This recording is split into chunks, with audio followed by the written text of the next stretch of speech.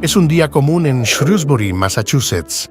El sol brilla tenuemente sobre las casas de madera cubiertas por la niebla que aún no ha sido barrida por la brisa matutina.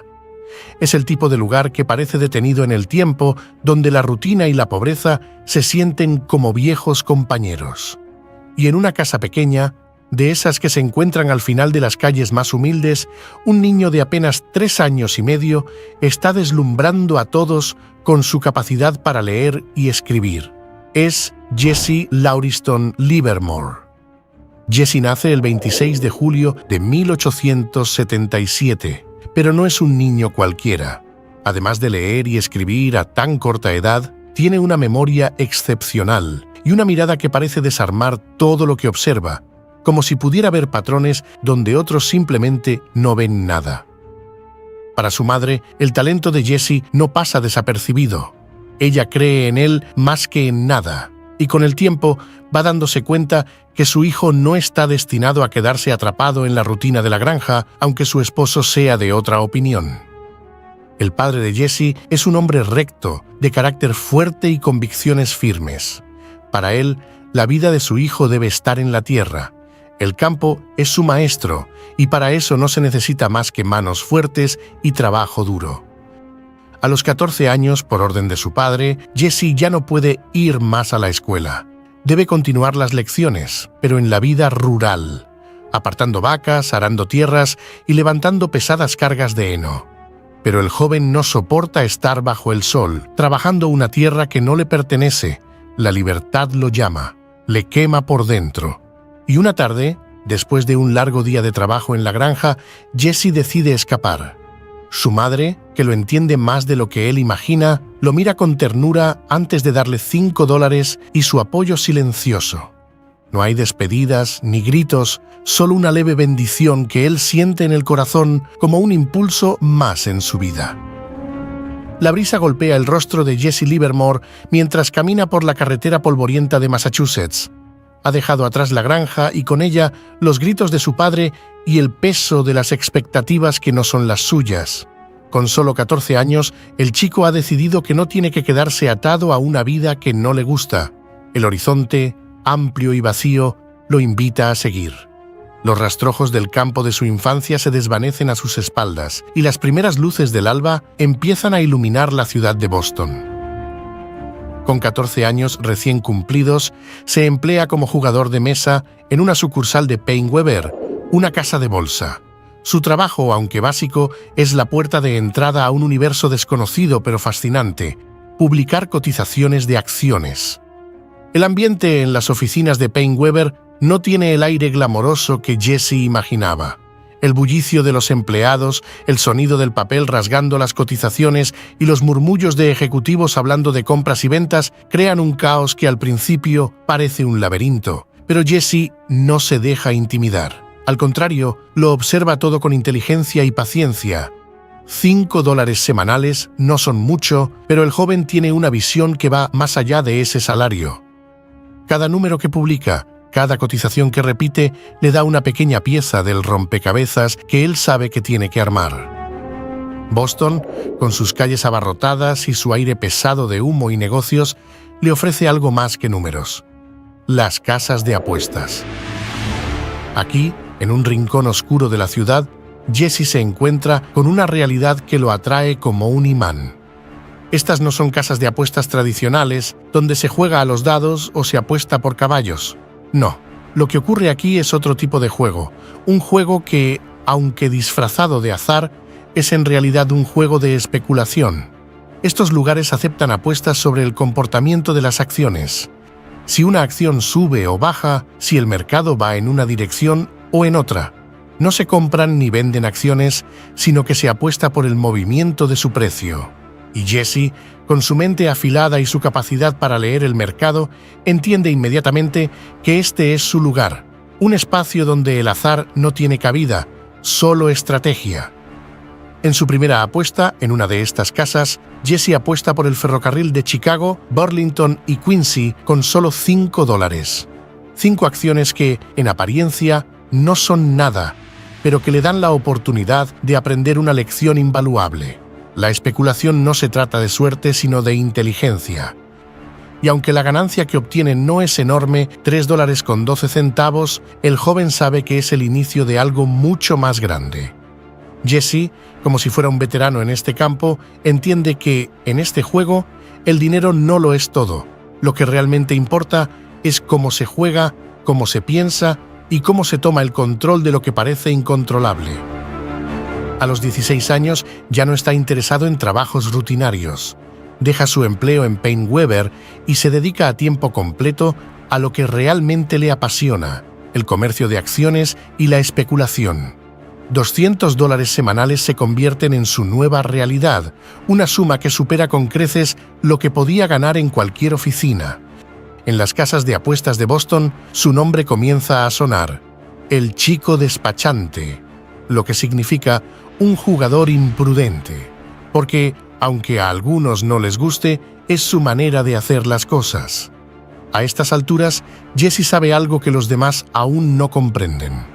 El dinero en la bolsa no se hace trabajando como un burro, se hace jugando el juego de manera inteligente. Un día, después de unas semanas ganando y ganando, decide devolverle con creces a su madre los $5 que le había dado al partir. Le entrega $1,000 porque ahora tiene más dinero del que jamás imaginó, pero la reacción de su madre lo sorprende. Ella, que siempre había sido prudente y conservadora, desaprueba este juego. Jesse, con una calma sorprendente, le responde que no está jugando, sino especulando. No es lo mismo, le dice. En la especulación, cada movimiento está calculado, cada decisión es producto de un análisis. El azar, para él, ya no tiene cabida. Mientras otros se conforman con lo que tienen, él sabe que la verdadera riqueza está en el futuro. Un futuro que solo él puede visualizar en su mente. Y el futuro, ese futuro lleno de cifras, está a punto de desatarse con más fuerza que nunca. Entre 1895 y 1897, Jesse Livermore es apenas un adolescente con delirios de grandeza bursátil. Y lo peor, con talento real. Con apenas entre 18 y 20 años, el chico convierte unos míseros $10,000 en $100,000. En otras palabras, una rentabilidad del 1000%. ¿Modesto? Para nada. ¿Legal? Técnicamente sí. ¿Molesto? Para todas las casas de apuestas de Boston, absolutamente. Sus constantes ganancias lo convierten en una especie de virus financiero. Cada vez que aparece, los salones tiemblan. Finalmente, lo vetan casi en cadena. Pero Jesse, terco como una cabra con sombrero, decide disfrazarse y utilizar nombres falsos para seguir operando. Un bigote postizo por aquí, una identidad falsa por allá. Pero Boston no es Hollywood y la comedia termina pronto. La ciudad entera le pone un gran cartel invisible en la frente que dice: no se acepta a este genio. De 1898 a 1900, Jesse, ya con 21 o 22 años, encuentra una última cueva que todavía no ha escuchado su leyenda: Haight and Freeze. Pero la dicha dura poco. Esta última casa de bolsa comienza a hacerle la vida imposible. Diferenciales entre oferta y demanda que parecen un chiste cruel y requisitos de margen que lo obligan a operar como si estuviera jugando a la ruleta rusa. Con cada transacción, el mensaje es: no queremos que te lleves las ganancias de aquí. Entonces, el 14 de septiembre de 1900, Jesse empaca su ambición y sus trajes, probablemente aún con algún disfraz, por si acaso, y se traslada a Nueva York. Tiene 23 años y llega justo a tiempo para el tipo de fiesta que más le gusta: un mercado alcista. En solo 5 días, convierte $10,000 en $50,000, operando en Harris Hatton & Company. Así nada más, como quien convierte el agua en vino. Semanas más tarde, en octubre, se casa con Nettie Jordan, una joven de Indianápolis a quien conoce hace unas semanas, porque nada dice más estabilidad emocional como una boda express tras un golpe de suerte en Wall Street. Pero en mayo de 1901, el chico maravilla decide que lo suyo no es solo el largo plazo, así que anticipa una corrección porque, además de todo, es visionario y se posiciona en corto con un margen del 400%. Suena espectacular, hasta que el sistema de cotización decide que actualizarse es opcional. Jesse pierde todo, absolutamente todo. Menos de un año después, unas cuantas malas decisiones lo dejan en la bancarrota. Para salvar la situación, le pide a su flamante esposa que empeñe la considerable colección de joyas que él mismo le ha comprado. Ella, que no nació ayer, se niega rotundamente. La relación queda tan rota como su cuenta bancaria y se separan poco después. Romance relámpago, final predecible. Entonces, Jesse pide prestados $2,000 a Ed Hatton. Sí, el mismo de la casa de bolsa, y se muda a San Luis. Allí, donde aún no lo reconocen como el terror de las apuestas bursátiles, vuelve a lo suyo. Apostar, porque cuando todo falla, siempre queda el instinto. Y entonces ocurre. En 1901, con apenas 24 años, compra acciones del Ferrocarril del Pacífico Norte y convierte $10,000 en $500,000. En 1906, Jesse está de vacaciones en Palm Beach, porque el éxito es agotador, y se aloja nada menos que en el club de Edward Bradley. Allí, bajo la amable pero interesada sugerencia de Thomas Lawson, toma una posición corta masiva en Union Pacific Railroad justo un día antes del terremoto de San Francisco. ¿Resultado? Otros $250,000 en ganancias mientras medio país tiembla. ¿Un visionario o un gato negro con sombrero de copa? Algún tiempo después, se convence de que lo suyo ahora es apostar al alza, pero su querido amigo Edward Francis Hatton, dueño de la casa de bolsa donde opera, le aconseja cerrar la posición. Y Jesse, que a veces confunde amistad con lógica, le hace caso. Las consecuencias, una pérdida de $40,000 y posiblemente también algo de fe en la amistad. Es 1907 y Wall Street está en llamas. Bancos quebrando, corredores sudando y el pánico extendiéndose más rápido que un chisme en un club privado. Mientras tanto, Jesse Livermore, ese genio autodidacta del caos financiero, no entra en pánico. No, él está demasiado ocupado apostando a que todo se desploma. ¿Cómo lo hace? Fácil, realiza ventas cortas. ¿Y eso qué significa? Bueno, Jesse toma prestadas acciones que no son suyas y las vende a su precio actual, digamos a $100, pero lo hace convencido de que todo el mercado se va a desplomar. Así que, cuando esas mismas acciones caen a, digamos, 30, Jesse las recompra a precio de ganga, se las devuelve al que se las prestó y se queda con la diferencia. Es como vender paraguas antes de una sequía, sabiendo que nadie los va a querer mañana. Y si la jugada le sale redonda, en un solo día se mete $1,000,000 al bolsillo. Pero justo cuando Jesse empieza a imaginarse nadando en billetes, aparece su mentor, J.P. Morgan, el mismísimo titán que está salvando la bolsa de Nueva York a puro músculo financiero, y le lanza una mirada de «Ni se te ocurra hundir más este barco mientras yo intento tapar los agujeros». Jesse, por una vez en su vida, accede. No más ventas cortas. Pero eso no significa que vaya a quedarse cruzado de brazos. Cuando el mercado empieza a recuperarse, gracias a Morgan y su billetera ilimitada, Livermore salta al tren del optimismo y se monta en la ola alcista. ¿El resultado? Triplica su fortuna. Pasa de $1 millón a $3 millones.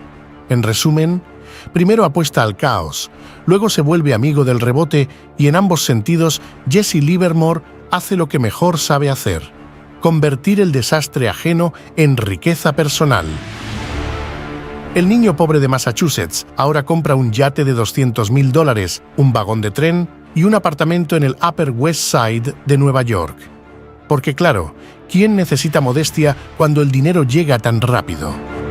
Frecuenta clubes exclusivos, colecciona amantes y, por supuesto, comete el clásico error del millonario confiado: escuchar consejos ajenos. En 1908, atiende a las palabras melosas del comerciante de algodón Theodore Price, quien le recomienda comprar algodón. Lástima que Price está vendiendo en secreto mientras le sonríe. Jesse quiebra, otra vez, pero esta vez logra recuperarse, al menos por un rato. Y finalmente, como broche de oro, en 1915, Jesse Livermore se declara nuevamente en bancarrota, porque si hay algo que este hombre sabe hacer mejor que ganar dinero, es perderlo con elegancia. Es el 2 de diciembre de 1918. Jesse Livermore tiene 41 años y decide casarse, una vez más, con una chica joven, brillante y altamente volátil. Se llama Dorothea Fox Went, aunque todo el mundo la conoce como Dorothy. Tiene apenas 18 años y es bailarina de las Ziegfeld Follies, un espectáculo de revista teatral que mezcla danza, comedia y mucho brillo, creado por Florence Ziegfeld. Estas producciones son el Hollywood de Broadway: glamour, lentejuelas y piernas largas bailando en perfecta sincronía. Y como si el matrimonio no fuera ya bastante, Jesse continúa teniendo encuentros cercanos con varias de las bailarinas de las Follies, porque, para él, la fidelidad no cotiza en Wall Street. Con Dorothy, Jesse tiene 2 hijos, Jesse Livermore II, que nace en 1919, y Paul, que llega en 1922. Para celebrar esta nueva etapa, Jesse hace lo que cualquier millonario clásico haría. Compra una casa descomunal en Great Neck, una zona residencial para gente que jamás ve los precios de lo que compra. Luego deja que Dorothy decore la mansión como si fuera su propio escenario de Broadway. Alfombras importadas, cortinas que podrían abrigar a una familia entera y muebles con nombres franceses impronunciables. Si ella quiere gastar, él la deja.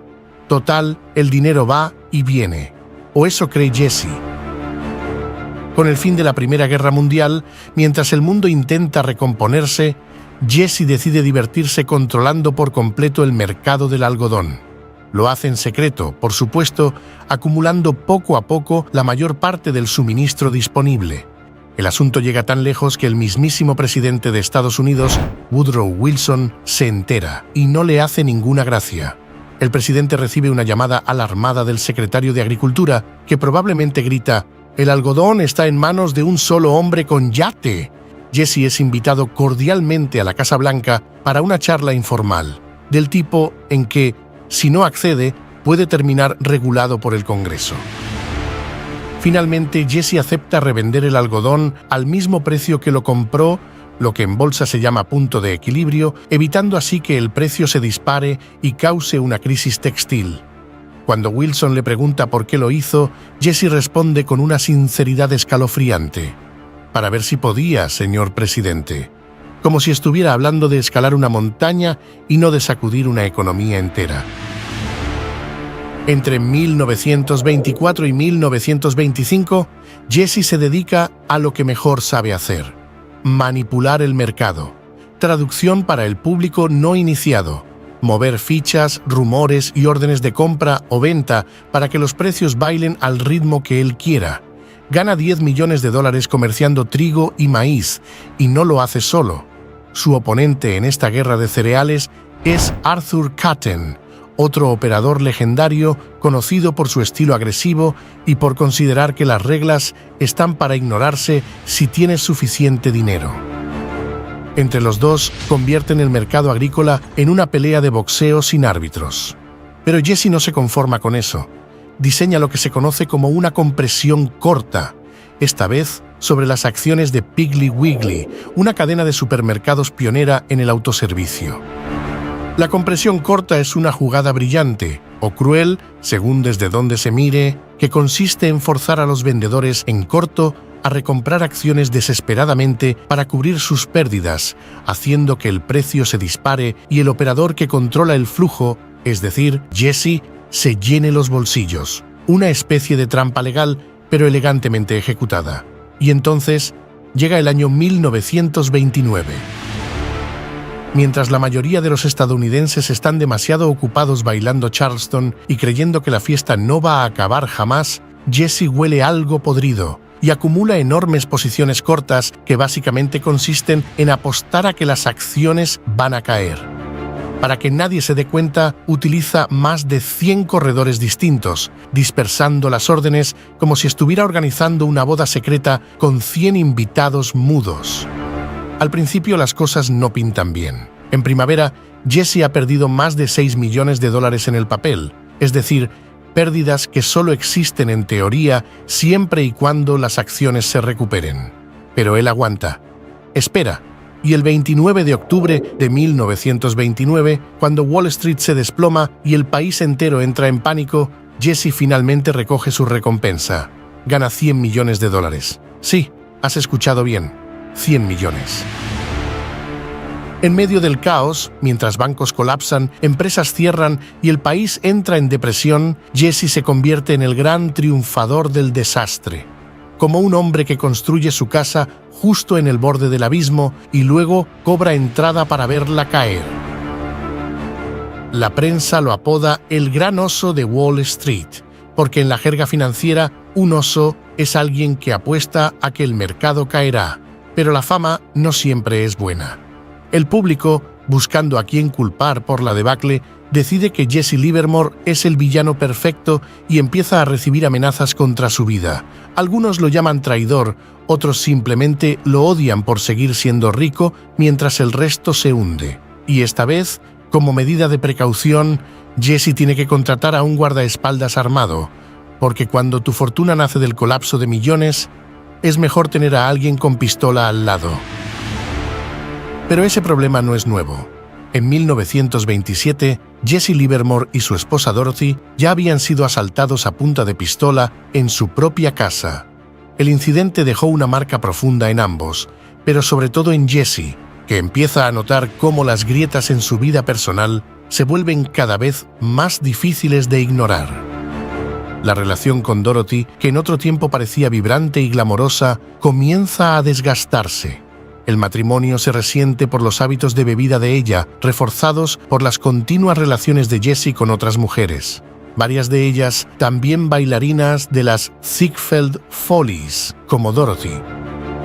Para él, la fascinación por las mujeres del espectáculo nunca se apaga del todo. A esto se suma un estilo de vida cada vez más costoso. Jesse gana grandes sumas de dinero, pero gasta con la misma intensidad. Y Dorothy, acostumbrada a un mundo de lujo, tampoco escatima. El resultado es una vida brillante por fuera, pero rota por dentro. En 1931, Dorothy toma una decisión definitiva. Solicita el divorcio y se traslada temporalmente a Reno, Nevada, la capital del divorcio express.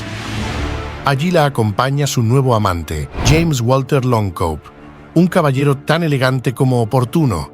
No es muy conocido, pero tiene lo esencial: juventud, encanto y disponibilidad. El 16 de septiembre de 1932, el divorcio se concede oficialmente y Dorothy se casa con Longcope ese mismo día. Conserva la custodia de los 2 hijos que tuvo con Jesse. Jesse Livermore II, de 13 años, y Paul, de 10 años, y recibe una indemnización de $10 millones. Además, también se queda con la majestuosa casa en Great Neck, la propiedad en la que Jesse había invertido $3,5 millones. Sin embargo, como una especie de revancha, poco después, Dorothy vende la casa por solo $222,000. Y al poco tiempo, el nuevo dueño demuele la propiedad. Jesse puede aguantar el colapso de la bolsa, pero no el de sus recuerdos. El desastre financiero que le deja su segundo divorcio, la separación de sus hijos y la pérdida de su mansión causan en él una profunda depresión. Y ahí, justo en ese momento de hundimiento emocional, aparece Harriet Metz Noble, una cantante de alta cuna que tiene experiencia en matrimonios, lleva 4, y al menos 2 de sus maridos han terminado quitándose de en medio por cuenta propia, incluido el último, Warren Noble, que no sobrevive emocional ni financieramente al desplome bursátil de 1929. Una curiosidad que Jesse prefiere ignorar.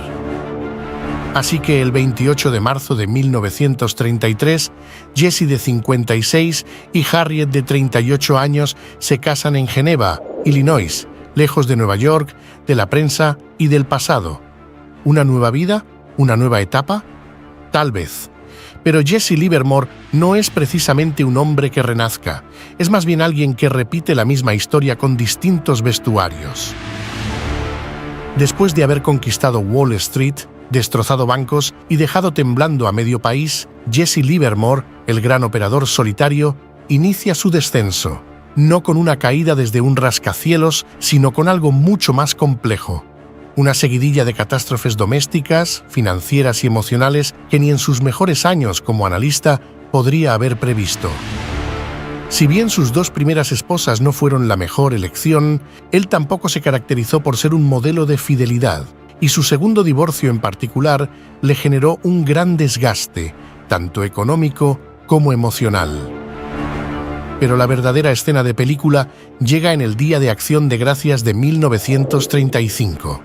Y no hablo de un brindis incómodo, o del típico tío borracho que cuenta chistes malos. Hablo de una historia tan surrealista que parece escrita por un guionista delirante. Todo empieza cuando Dorothy organiza una cena con amigos en su casa, y el hijo de Jesse, que ahora tiene 16 años, harto de las borracheras de su madre, decide hacerle frente y correr a los invitados. Luego de una discusión, para fastidiarla, el joven se emborracha con el fin de demostrarle lo que sienten sus hijos con su desastroso hábito. Ella, con la delicadeza que la caracteriza, le suelta que preferiría verlo muerto antes que borracho. Él, que ya está ebrio, se lo toma a pecho y en un arranque de teatralidad adolescente, a la 1:30 de la madrugada, trae una escopeta, quizá como parte del ritual de incomodidad familiar. Y Dorothy, que desde el principio está lejos de la sobriedad, no tiene reparo en encajarle una bala, hiriendo mortalmente a su hijo en el vientre.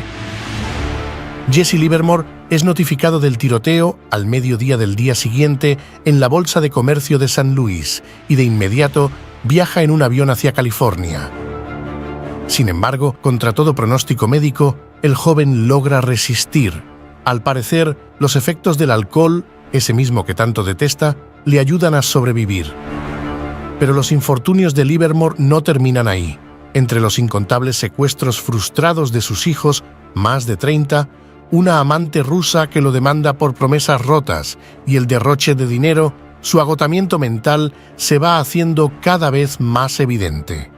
Y como si eso fuera poco, en 1934 el gobierno decide complicarle la vida aún más con la creación de la Comisión de Bolsa y Valores, ya que, después de que Livermore pasara décadas haciendo del mercado su parque de diversiones personal, alguien finalmente dice: «Quizá deberíamos regular esto», y ahí se le acaba la fiesta.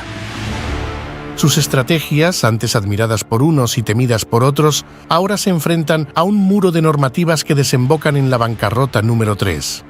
Para ese entonces, declara tener activos por $84.000 y deudas que alcanzan los 2,5 millones. En otras palabras, el rey se queda sin reino y con una montaña de facturas. Como último clavo en el ataúd financiero, el 7 de marzo de ese mismo año, lo suspenden de la Junta de Comercio de Chicago, una forma elegante de decirle: «Ya no eres bienvenido». Pero Livermore no se rinde, porque si algo ha tenido siempre, además de ego y trajes caros, es una inquebrantable voluntad para reinventarse. Lanza un nuevo negocio de asesoría financiera, esta vez vendiendo un sistema de análisis técnico, un truco disfrazado de inversión revolucionaria. Sin embargo, el negocio no genera el dinero acostumbrado. A finales de 1939, su hijo, Jesse Jr., que para entonces ya ha sobrevivido a madre, escopetas y festividades peligrosas, le sugiere que escriba un libro sobre cómo triunfar en la bolsa. El resultado es Cómo operar en bolsa, publicado en marzo de 1940. Pero en ese momento, el mundo tiene otros planes. Hay una guerra global desatada y la gente tiene otras prioridades. El libro que prometía ser la Biblia del trader moderno termina convirtiéndose en una anécdota editorial. Las ventas son discretas, las críticas tibias y la gloria de Livermore se va diluyendo como un gráfico bajista sin soporte. Es jueves 28 de noviembre de 1940 en el Hotel Sherry Netherland de Manhattan. Día de Acción de Gracias. La ciudad vibra con ese bullicio suave y elegante de las fiestas.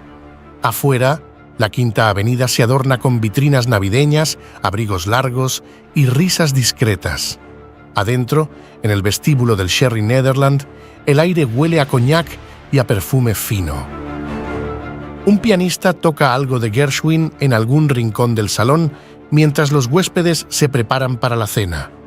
Jesse Livermore, impecablemente vestido con su habitual traje oscuro de corte inglés, está sentado en el bar. Nadie le presta demasiada atención. Es un hombre que se mueve con esa clase de elegancia discreta que no llama la atención. Él conoce bien ese lugar. Ha pasado años bebiendo cócteles ahí, pensando en los mercados, viendo pasar el mundo por los ventanales con una copa en la mano. El hotel siempre le ha parecido un refugio, pero hoy se convierte en su último escenario. Son las 5:30 de la tarde cuando se levanta de la silla para dirigirse al guardarropa. El mármol frío del piso refleja las luces doradas del techo. Todo está en silencio allí, demasiado silencio. Livermore se detiene un momento, respira hondo y lleva su mano al cinturón. Saca una pistola automática Colt calibre .32 con la calma de quien ya ha tomado una decisión irrevocable. En su bolsillo interior, una libreta de cuero. 8 páginas escritas con una letra firme pero herida, dirigidas a Nina, su esposa, su único consuelo y su última culpa. «Mi querida Nina», habrá dicho en voz baja, quizás repasando una vez más esas líneas que le han costado horas de angustia.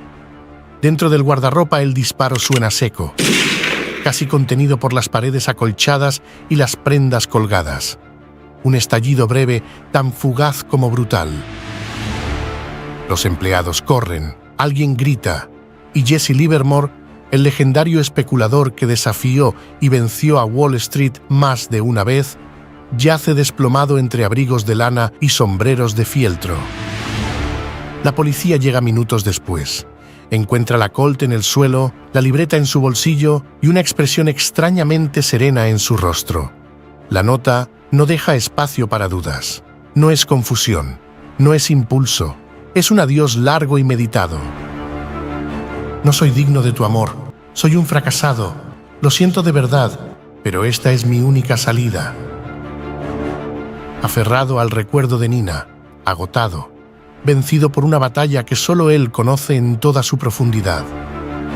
Y mientras en el salón los invitados brindan por la gratitud y la abundancia, un gigante silencioso de las finanzas se despide del mundo en soledad.